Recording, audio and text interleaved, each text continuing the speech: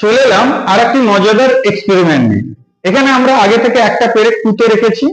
আমার হাতে 12টি পেরেক রয়েছে। এখন আমার টার্গেট এই 12টি পেরেককে না বেঁধে কিংবা না আঠা দিয়ে একটা একটা করে এর উপর 12টা রাখার চেষ্টা করব। তো চেষ্টা করে দেখি পারি কিনা।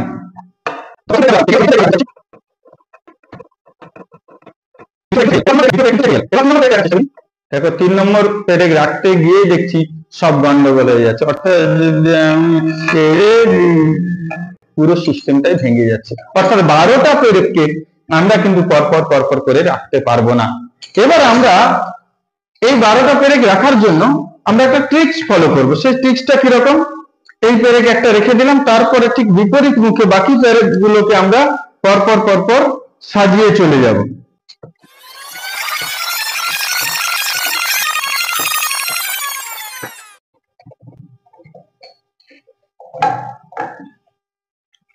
হয়ে গেল। এবার এই পুরো সিস্টেমটাকে আমরা খুব সহজে কিন্তু এই পেরেকটার উপরে ঝুলে দিতে পারবো। দেখো কেমন লাগলো।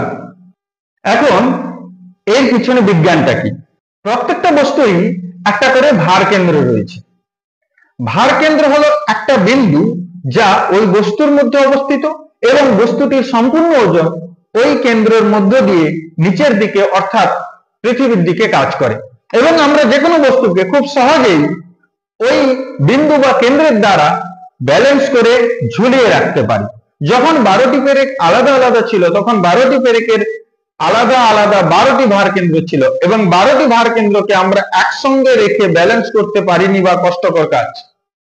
তার জন্য আমরা 12টি পেরেককে একসঙ্গে দিয়ে একটা বস্তুতন্ত্র তৈরি করেছি বা ওয়ান বডি সিস্টেম তৈরি করেছি, যার কিন্তু একটি মাত্র ভার কেন্দ্র রয়েছে, যার দ্বারা আমরা ওই সিস্টেমটিকে এরকম ঝুলিয়ে রাখতে পেরেছি। এক্সপেরিমেন্টটি কেমন লাগলো সেটা আপনারা অবশ্যই লাইক, কমেন্ট এবং শেয়ার করে জানাবেন। Thank you.